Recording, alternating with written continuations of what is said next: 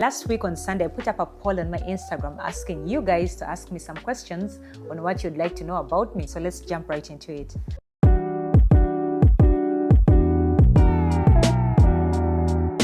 Hey guys, welcome back to my YouTube channel. I'm so glad you're back here to hang out with me. I promised I would make a YouTube video answering those questions. I got so many questions and I'm going to try and answer as many questions as possible, but the goal is to try and keep it short and sweet. So let's jump right into it. The first question is, what's your favorite state in America? This one is an easy question for me because I've actually been to over 40 states in the US. Came here for school originally, January 2020. Shortly after that, COVID broke out. So most of my school was online. I was able to do a lot of traveling with my sister. And in all the states that I went to, Hawaii, top down, my favorite state. Like, if I had it my way, I would be based out of Hawaii. What app do you use to edit your pictures? I like the way they turn out. Oh, thank you for starters. I use the inbuilt editing app of Apple itself. I just play around like with the brilliance, the saturation, maybe the lighting. I play around with it until I find the picture is to my liking. I want to get into reading more. What advice do you have for me, please?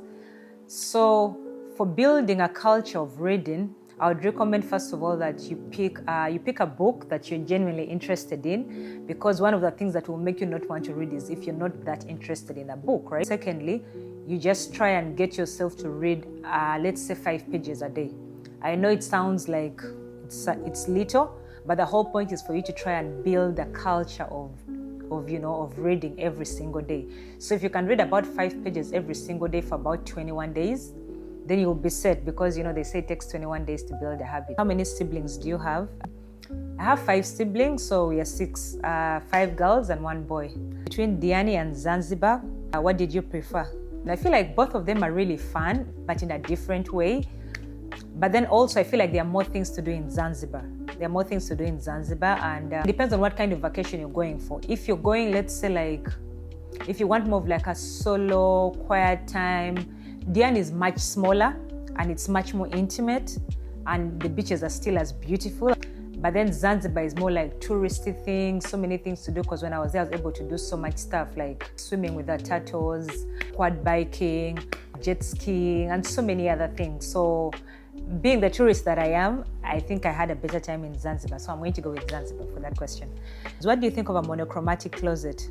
This is an interesting question because I do understand and appreciate the style behind monochromatic closets, because they look neat, they look organized, well put together.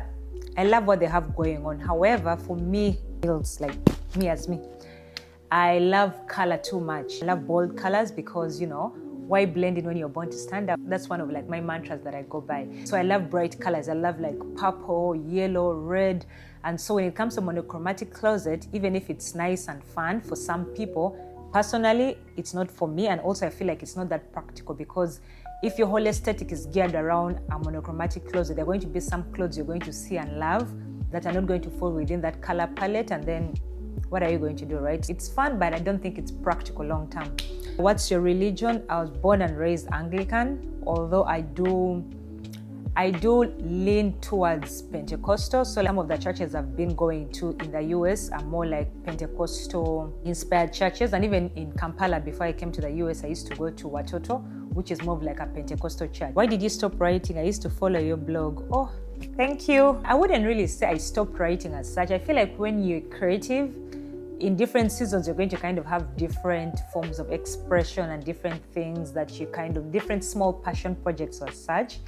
And I really do want to get back into writing. Actually, I've made a mental note. I've been thinking about it for a while. And yeah, when I get this YouTube set up after some time, when I have established a good routine that works for me, I will get back into writing. So I'll personally DM you and share with you my first blog after I set up my whole thing.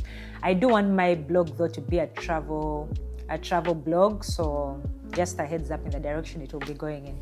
How do you manage to take pictures and videos in public without feeling shy? To be honest, I get this question quite a lot. Like, the truth of the matter is, mentally, I know that the people who are around me when I'm taking these pictures and videos in public are never going to see me. Like, that's the truth of the matter. And the moment I internalized that, everything became so easy, because I know these people don't know me And 5 minutes from here, they're not even going to remember who I was or what I was doing. And there's going to be some other people that, you know what I mean? Like, I know we think that people are looking at us and they're watching us and they're talking and this and this and that, but that's everyone is so busy with their own problems that, you know, they're not really thinking about you the way you think they're thinking about you. I find comfort knowing that, yeah, they're never going to see me. They don't know me, no matter what I do or how I pose. I'm going to be here for a few seconds or minutes and then I'm gone. That's it. So that's how I think about it, and that helps me be able to do that. I remember when I was at Times Square in New York with my sister.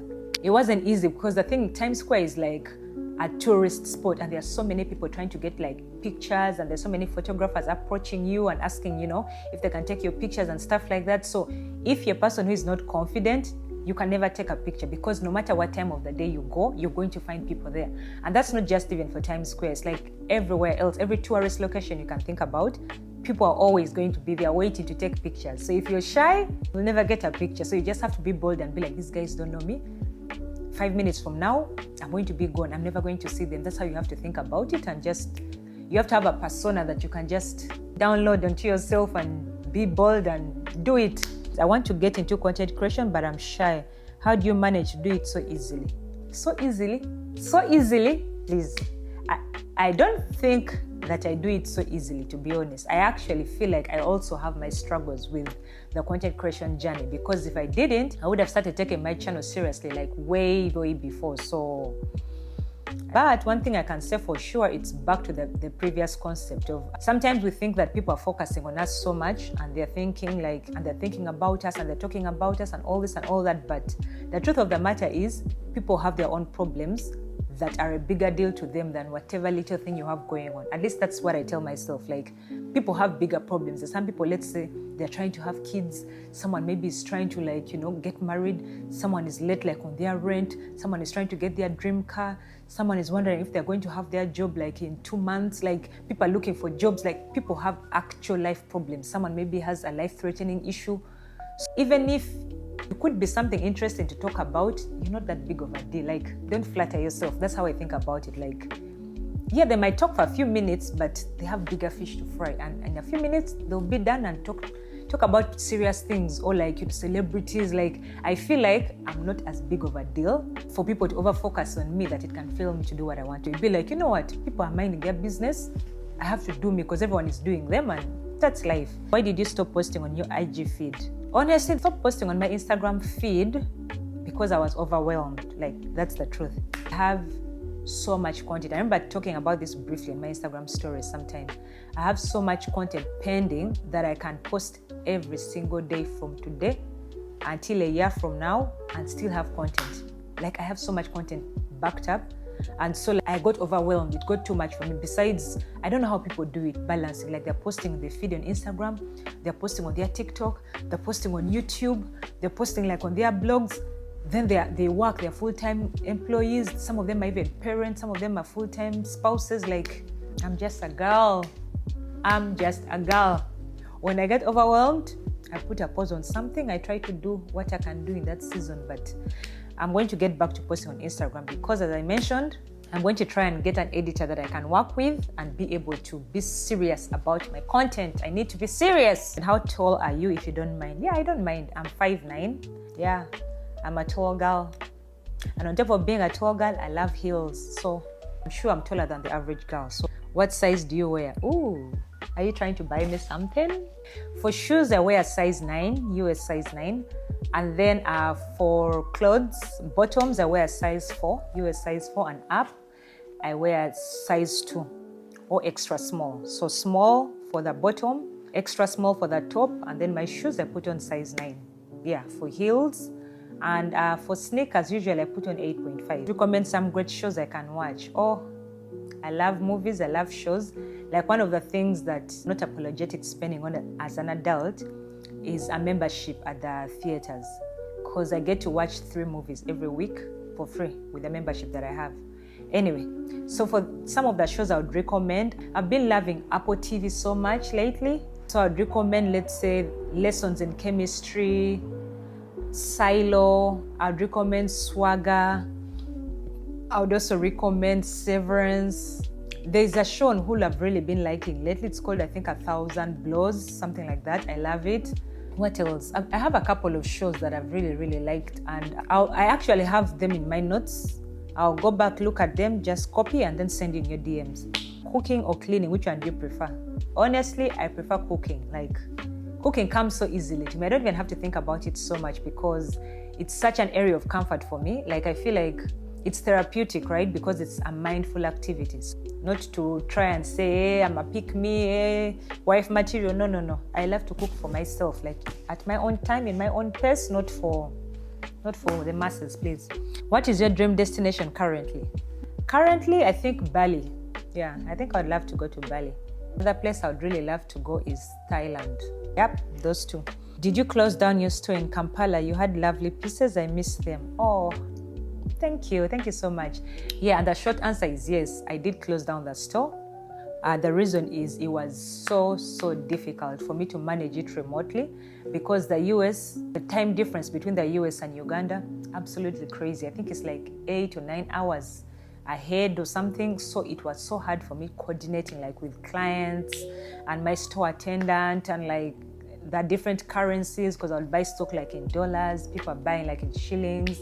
The back and forth of it, like it was too much for me. And also I was like a full-time student, so I was overwhelmed and I couldn't handle the both of them. But the long form answer is I just put a comma on it. I'll be able to relaunch the business in a way that I feel is easier for me to manage with me being based in the US. What do you miss the most about Uganda? The food. Oh, I miss the food. I was in Africa recently for like 6 weeks, the whole of December and half of January. The food. Yeah, the food, absolutely, and our family. You know, I still have some family in Uganda, so the two things I miss the most about Uganda. Do you like your job? To be honest, I think I would say yes, because I feel like marketing is such a natural fit for me. I did do economics for undergrad, and then I did my master's in project management. Marketing was more like a course unit in those, but not like the degree on its own. But I've always loved marketing and I've always gravitated towards it.